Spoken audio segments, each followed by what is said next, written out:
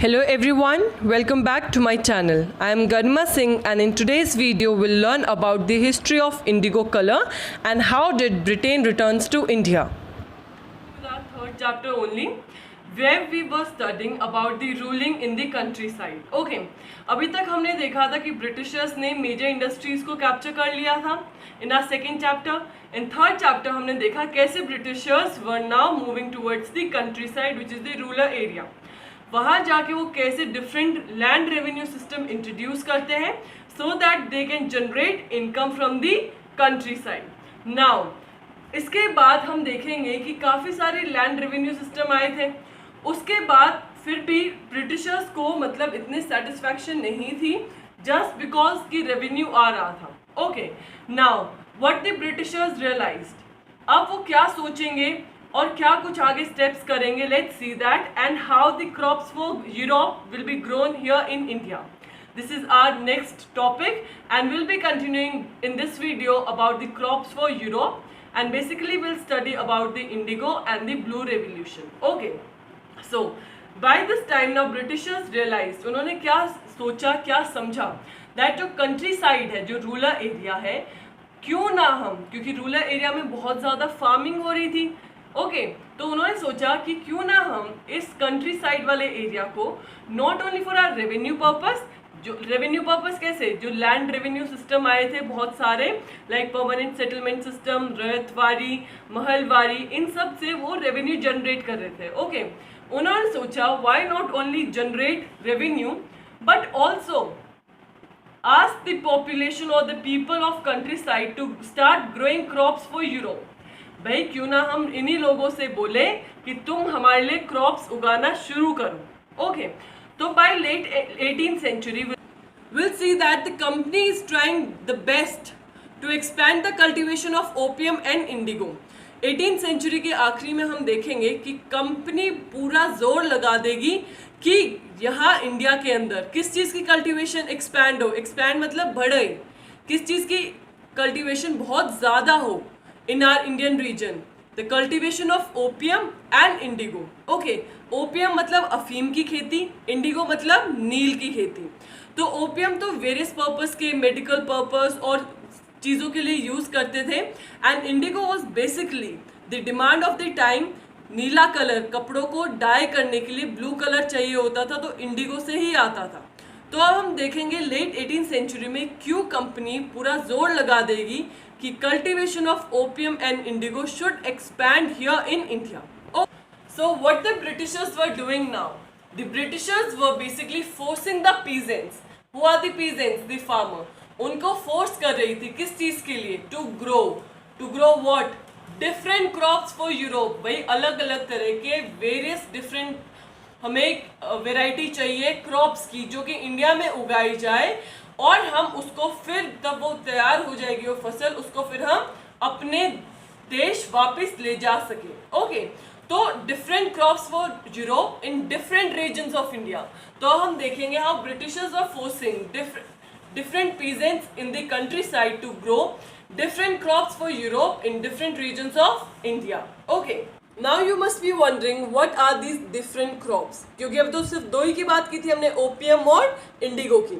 अब अलग और तरह की भी डिफरेंट क्रॉप्स थे जो ब्रिटिशर्स चाह रहे थे कि इंडियन रीजन में ग्रो किए जाए. Okay, so we have the examples like jute in the region of Bengal. Jute कहाँ उगा जाएगा? बंगाल में.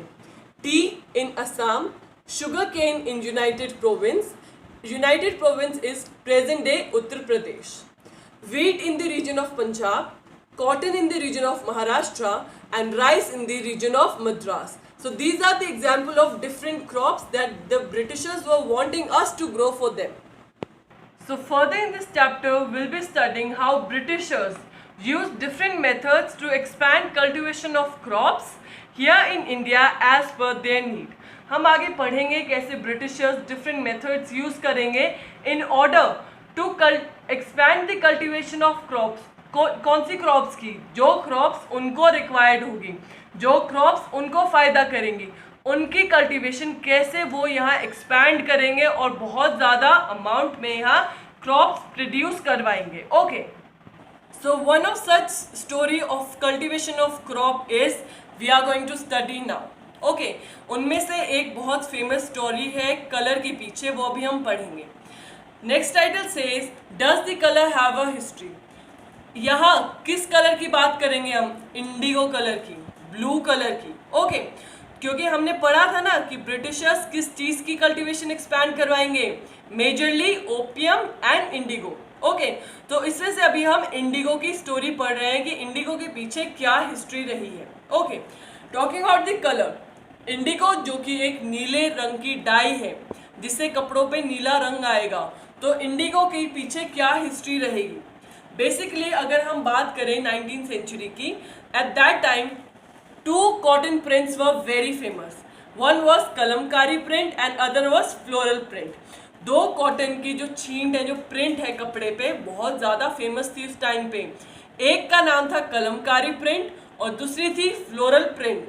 ओके अब हम पढ़ेंगे कलमकारी प्रिंट क्या थी और फ्लोरल प्रिंट क्या थी, उसके बाद हम देखेंगे इनकी different images so that the concept is clear to you all. So talking about the very first print which is the Kalamkari print.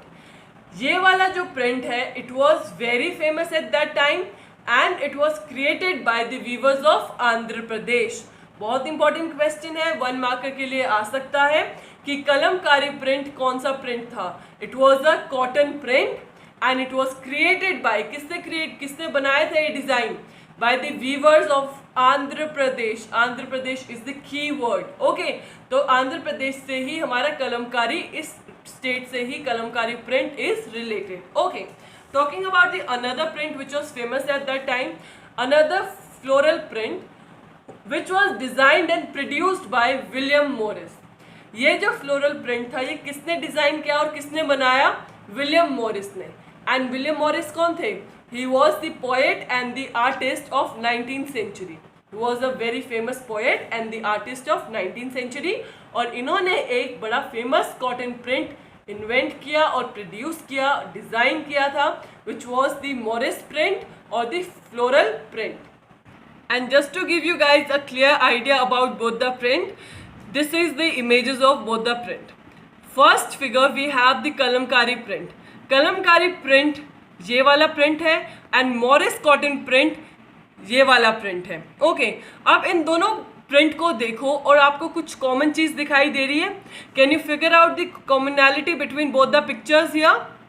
And the common thing is the use of blue colour, right? दोनों में blue colour कितना prominent है. अब हम इसी colour की बात कर रहे थे, तो मैंने बोला था ना does colour has a history. Which colour? The blue colour. और ये ब्लू कलर किससे आएगा? इंडिगो की वजह से. So as we have seen in the picture, the common thing between both the print was the rich blue color. दोनों में ही blue colour बहुत prominently visible था. और ये ब्लू कलर आया किस वजह से? It is because of the indigo.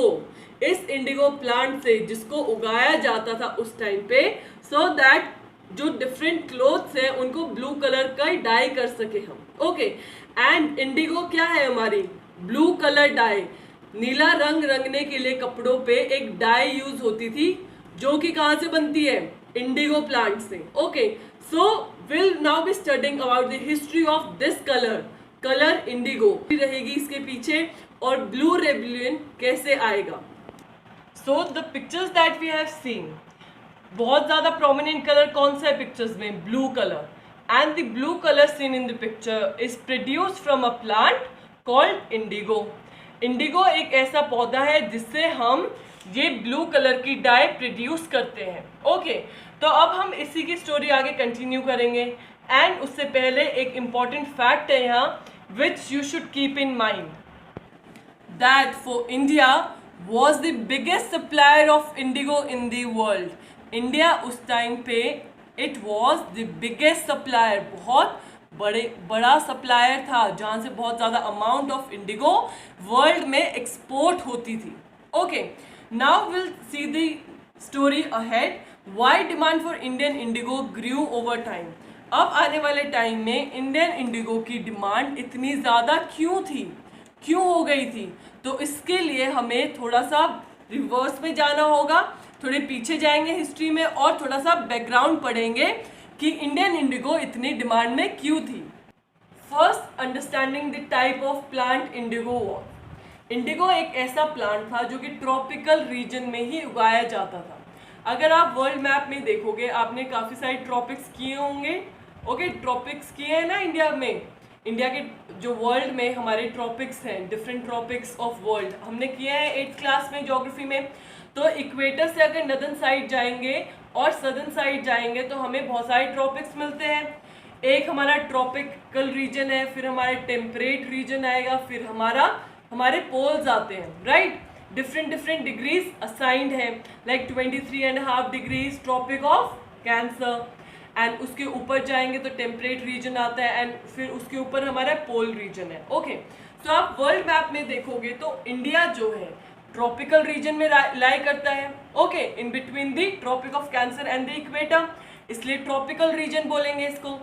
तो इंडिगो जो था वो एक ट्रॉपिकल प्लांट है। ट्रॉपिकल प्लांट मतलब जो ट्रॉपिकल रीजन में उगाए जाते हैं। नंबर 1 चीज़ तो ये थी। दूसरी बात करेंगे, ये जो 13th सेंचुरी थी, हमने क्या पढ़ा, इंडिया जो है वर्ल्ड में बिगेस्ट सप्लायर था इंडिगो का। तो 13th सेंचुरी की बात कर रहे हैं हम।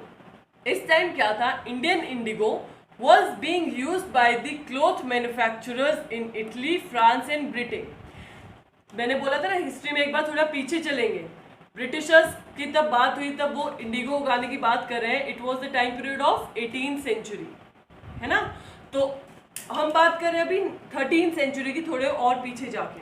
तो हमने यहाँ देखा कि इंडियन इंडिगो बहुत फेमस था पहले ही वर्ल्ड वाइड, और different country like Italy, France और ब्रिटेन इंडियन इंडिगो को यूज करती थी। क्यों? इंडिगो क्या है, डाई करने के लिए यूज होता है। कहाँ यूज करती थी? क्लॉथ मैन्युफैक्चरिंग में। डिफरेंट कलर, जो ब्लू कलर के कपड़े डाई करने होते थे, इंडिगो यूज होता था। अब ट्विस्ट क्या है कहानी में, but a very small amount of Indigo reached European nation, पर बहुत ही कम मात्रा में यूरोपियन नेशन में इंडिगो पहुंच पाता था। Why? Due to its high price, क्योंकि इंडिया बिगेस्ट सप्लायर था और बहुत ज़्यादा इंडिगो के हाई प्राइस चार्ज करता था। तो इसकी वजह से यूरोपियन नेशन में ज़्यादा इंडिगो नहीं जा पाता था, कुछ परसेंट ही जा पाता था, क्योंकि उसके प्राइस बहुत ज़्यादा हाई थे, बहुत ज़्यादा महंगा था इंडिगो। ठीक है, तो यूरोपियंस ने इस टाइम क्या किया, क्योंकि इंडिगो बहुत ज़्यादा अमाउंट में नहीं जा पाता था यूरोपियन कंट्रीज़ में, क्योंकि उसके हाई प्राइजेस थे, राइट। तो यूरोपियन मैन्युफैक्चरर्स ने क्या करना स्टार्ट किया, they started finding a substitute for Indigo. Indigo के बदले क्या ऐसी चीज़ है जो हम यूज़ कर सकते हैं। Therefore the European manufacturers found out another plant which was called would. Would एक टेम्परेट प्लांट है जो कि टेम्परेट रीजन में उगाया जाता है। देयरफॉर यूरोपियन रीजन क्या है, हमारे टेम्परेट रीजन में पड़ता है। तो ये यूरोपियन रीजन में ये वाला जो प्लांट है वुड, वो बहुत इजीली अवेलेबल था। और अब यूरोपियन मैन्युफैक्चरर्स ने क्या करना शुरू किया, they started making the blue colour dye out of this wood plant which was a temperate plant. Okay, so they were making violet and blue color dye out of this plant wood. Okay, and it was grown in the regions of, कौन सी regions में उगाया जा रहा था, northern Italy, southern France, part of Germany and Britain. So these are the regions which were earlier importing indigo, जो पहले Indigo import करती थी। इंपोर्ट का मतलब क्या है, दूसरे देश से कुछ खरीद के अपने देश लाना, इज कॉल्ड इंपोर्टिंग। और एक्सपोर्टिंग क्या होता है, तब हम अपना सामान दूसरे देश में बेचते हैं। सो खरीदारी और bringing in from other nation to the own nation is called import, and selling of goods and commodity to other foreign nation is called export. तो ये वो रीजन है जो पहले इंडिगो इंपोर्ट करते थे। अब इन्होंने क्या करना शुरू किया, अनदर प्लांट, एक सब्स्टिट्यूट ढूंढा वुड, जिससे कि उन्होंने वॉयलेट और ब्लू कलर की डाई बनानी शुरू कर दी थी। एक छोटा सा एग्जाम्पल है, सपोज हम अपने इंडिया में जैसे कोई मोबाइल फ़ोन हम प्रोड्यूस करते हैं। ओके, तो हम देखते हैं कि दूसरे कंट्री से लोग, जैसे फॉर एग्जांपल चाइना, वहाँ से इंपोर्ट सस्ते में हो जाता है, राइट। तो अब लोग अपने नेशन से खरीदना बंद कर दें and start importing from China. तो यहाँ के लोग क्या, मैन्युफैक्चरर्स जो है वो सरकार को नहीं बोलेंगे भाई क्या चल रहा है, हमारी कैसे रोटी चलेगी ऐसे। सिमिलर केस यहाँ हुआ 13th सेंचुरी में, जब ये इन लोगों ने वुड एक अनदर प्लांट ग्रो करना शुरू कर दिया था यूरोपियन नेशन में। ये 13th सेंचुरी की बात कर रहे हैं हम। Okay, these people now started pressurizing their government and asked them to put ban on the import of indigo। उन्होंने प्रेशराइज किया सरकार को, बोला कि इंपोर्ट बंद करवाओ, बाहर से इंडिगो नहीं आना चाहिए, तभी तो हमारा वुड बिकेगा जो हम तैयार कर रहे हैं डाई। ओके, लेकिन प्रॉब्लम क्या थी, जो क्लॉथ डायर्स थे, बड़े बड़े ये जो डायर्स थे, फैक्ट्रीज थी, वो किसी भी दिन अगर उन्हें चॉइस दी जाती वुड या indigo, they will always prefer indigo. Indigo ही पसंद करते वो यूज करना। Why? Because indigo was rich in blue colour. Indigo से बहुत ही सुंदर नीला रंग आता था। वेयर एज वुड से जो डाई बन रही थी, that was giving them the colour, पर वो कलर क्या था, पेल एंड डल, बहुत ही फीका नीला रंग आ रहा था। ओके, सो अब आएगी बात, ये बहुत ही टाइम 13th सेंचुरी से आते आते अब ये 17th सेंचुरी की बात होगी। 17th सेंचुरी में फाइनली यूरोपियंस अपनी गवर्नमेंट को बोलेंगे कि भाई मज़ा नहीं आ रहा है, वो ब्लू कलर की जो बात है जो इंडिगो में है वो बात नहीं बन रही है।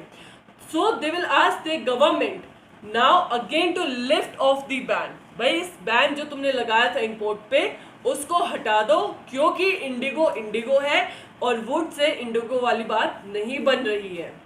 सो हमने देखा कि कैसे इंडिगो के ऊपर से बैन हट गया था। So in the region of Caribbean islands, ये जो रीजन है यहाँ फ्रेंच लोगों ने इंडिगो उगानी शुरू कर दी। ब्राज़ील वाले रीजन में पोर्चुगीज ने उगानी शुरू कर दी। जमाइका रीजन में इंग्लिश लोगों ने इंडिगो उगानी शुरू कर दी और वेनेजुएला वाले रीजन में स्पेनिश लोगों ने इंडिगो उगाना स्टार्ट कर दिया। So you can see all of this region into the world map और आपको पता चलेगा whether these are the tropical region or the temperate region. Please comment down in the comment section and let me know that did you see the world map or not. Okay, then धीरे धीरे करके Indigo इतना ज़्यादा famous हो रहा था कि indigo plantation even came to the North American region. North American region के अंदर भी इंडिगो प्लांटेशन आ गई। So you must be wondering, indigo तो पता है, इंडिगो तो एक क्रॉप है, what is this plantation? Okay, so plantation क्या होती है? It is a large farm, बहुत बड़ा फार्म है जो कि ऑपरेट किया जाएगा कैसे?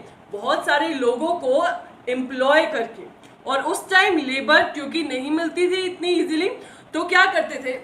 फोर्स्ड लेबर यूज करते थे। ओके, आपने देखा होगा पुराने टाइम में कि लोगों को खरीदा जाता था, बेचा जाता था और as a plantation worker from India to various other continents like African region और नॉर्थ अमेरिकन रीजन, वहाँ ले जाया जाता था for plantation work. Plantation work क्या होता था कि बहुत बड़ा सा फार्म है, उसके ऊपर उन लेबर को जाके छोड़ दिया जाता, बोलते थे यहाँ काम करो। ओके, और उन लेबर से फोर्सफुली काम करवाया जाता था उधर विदाउट एनी वेजेस और better living conditions providing them. Okay, after that plantation की जब हम बात करते हैं, प्लांटेशन के एग्जाम्पल्स क्या आते हैं? Like T, coffee, cotton.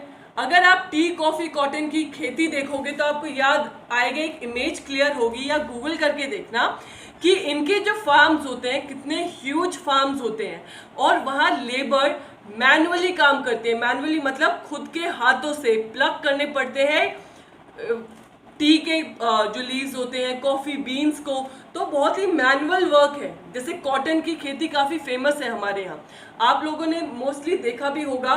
तब कॉटन की प्लकिंग करनी होती है तो कॉटन को हाथ से निकाला जाता है, राइट? तो मैनुअल लेबर इज रिक्वायर्ड। तो सिमिलरली प्लांटेशन क्या है? एक ऐसी लार्ज फार्म्स जहाँ बहुत ज़्यादा लोगों को एम्प्लॉय किया जाएगा and the people will be working here manually, खुद से ही काम करेंगे। Okay, therefore Indigo is again one of the example of plantation crop. और हमने समझा कैसे इंडिगो इतना फेमस हो रहा था। अब हम आएंगे 13th सेंचुरी से बात करनी शुरू की थी, फिर हमने बीच में देखा कि बैन लग गया। 17th सेंचुरी आते आते वो बैन हट जाता है और बाय 18th सेंचुरी अब हम देखेंगे कि कैसे इंडिगो की डिमांड इंक्रीज होगी और आगे क्या कुछ होगा। सो हमने देखा 18th सेंचुरी का आखिरी में आ गए अब हम, ठीक है। By the end of 18th century हम देखेंगे कि जो इंडिगो की जो डिमांड है वो बहुत ज़्यादा इंक्रीज हो जाएगी। क्योंकि ब्रिटेन में इंडस्ट्रीज इस टाइम एक्सपैंड कर रही थी। ओके, बहुत ज़्यादा इंडस्ट्रीज सेटअप की जा रही थी, बहुत ज़्यादा प्रोडक्शन किया जा रहा था इंडस्ट्रीज का, textile industries were growing. Okay, तो इसलिए उनकी डिमांड, जितनी ज़्यादा इंडस्ट्री उतनी ज़्यादा डिमांड होगी, तो डिमांड फॉर इंडिगो भी इंक्रीज हो रही थी। Now the cloth manufacturers were now demanding more of Indigo. ठीक है, अब इस टाइम पे क्या होगा, जो हमने देखा था कि डिफरेंट रीजन्स में इंडिगो उगाई जा रही थी by the French people, the Portuguese people, English and the Spanish people. अब हम देखेंगे जो एग्जिस्टिंग सप्लाई थी, that of from the West Indies region और the American region, that will suddenly came down. उनकी सप्लाई एकदम खत्म हो जाएगी, जिसकी वजह से क्या होगा, between 1783 to 1789 the production of indigo, world production of indigo will fall down to half. Suppose पहले 80% ऑफ इंडिगो वर्ल्ड में प्रोड्यूस हो रहा था, तो क्योंकि सप्लाई जो है वो खत्म हो गई, एकदम गिर गई, वहां से सप्लाई आना बंद हो गया, तो अब हम देखेंगे जो 80% से सीधा इंडिगो की सप्लाई 40% पे आ जाए, तो प्रोडक्शन क्या, डायरेक्टली हाफ दी प्रोडक्शन कम हो गई। अब क्या होगा, क्लॉथ डायर्स की जो फिर से एक प्रॉब्लम खड़ी हो जाएगी। इंडिगो तो उनको चाहिए ही है, क्योंकि क्लॉथ डाई करने के लिए indigo was the major ingredients to dye the cloth in blue colour. तो क्लॉथ डायर सोचेंगे we now need to look for a new source जहां से इंडिगो आ सकता है। ओके, एंड इंडिगो अब कहाँ से आएगा, indigo will come from India, क्योंकि इस टाइम तक Britishers, by the end of 18th century, Britishers अपना पूरा कब्जा यहाँ जमा चुके थे, पूरा territory was under the control of Britishers India में। इसलिए ब्रिटिशर्स अब यहाँ इंडियंस को बोल रहे थे, हमने पढ़ा था ना कि वो फोर्स कर रहे थे पीजेंट्स को to grow opium and indigo. अब आपको पता चला इंडिगो के लिए इतना क्यों जोर लगाया हुआ था उन्होंने, इसलिए क्योंकि वर्ल्ड में इंडिगो की डिमांड बहुत ज़्यादा थी। हमने पढ़ा था वर्ल्ड में बिगेस्ट सप्लायर ऑफ इंडिगो कौन था उस टाइम पे, इंडिया। तो ब्रिटिशर्स ने सोचा why not use the countryside here in India in order to generate this indigo production from here. World में डिमांड ज़्यादा है, इंडिगो उगवाएंगे और यूरोप में जाके बेचेंगे तो कितना ज़्यादा उनको प्रॉफिट होगा। ये मत भूलना कि ईस्ट इंडिया कंपनी, ये जो कंपनी आई थी ब्रिटिशर्स, वो बेसिकली ट्रेडर्स थे, उनका दिमाग डिफरेंट डायरेक्शन में चलेगा, कैसे उनका प्रॉफिट इंक्रीज हो सकता है। Okay, so till now we have seen how the demand for indigo grew and Britishers were looking for another alternative और the new supplier for the indigo. Therefore Britain will now return to India.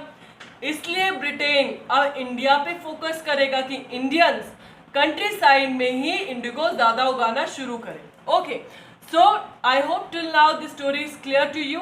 Let's take the story ahead. Due to the rising demand of indigo in Europe, what we have seen that the in India looked for ways to expand the area under indigo cultivation. क्योंकि world में इतनी ज़्यादा demand increase हो रही थी, therefore the company was looking for another alternatives, other various methods in order to expand this area under the indigo cultivation. And in the 18th century we have seen that indigo cultivation expanded in Bengal. Bengal के अंदर Indigo cultivation बहुत ज़्यादा expand करेगा, इतना ज़्यादा increase हो जाएगा Bengal region में कि Bengal will start dominating the world in the production of indigo. So as I have told you, Bengal indigo was dominating the world, and let's see how the production of indigo increased and how many folds it has increased. Okay, so talking about the late 16th century, here only 30% of indigo was imported from Bengal.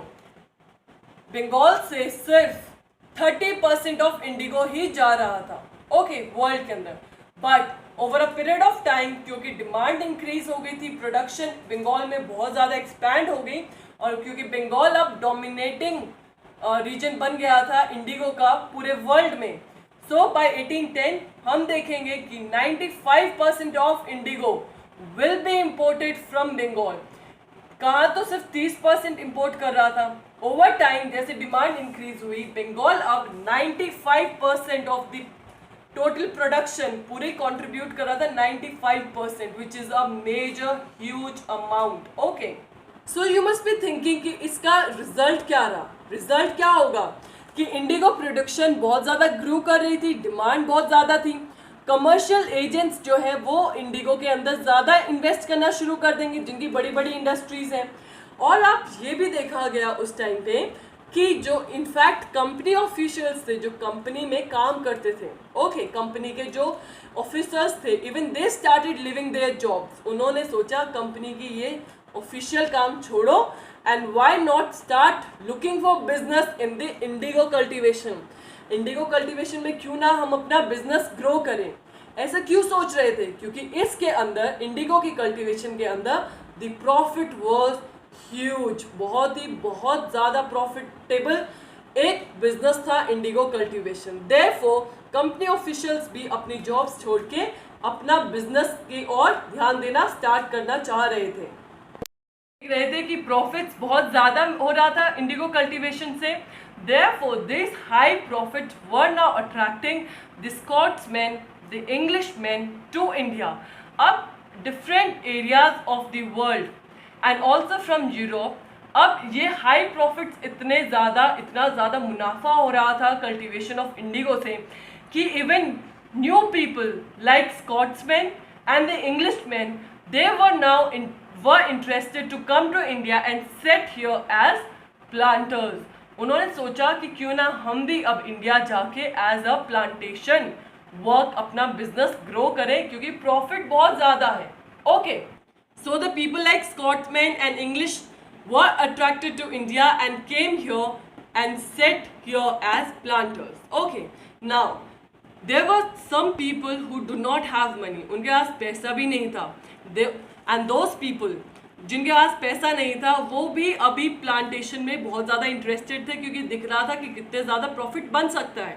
इसलिए those who have no money, they could take loan from the company और the bank. उनके पास क्या option था? Loan ले लो.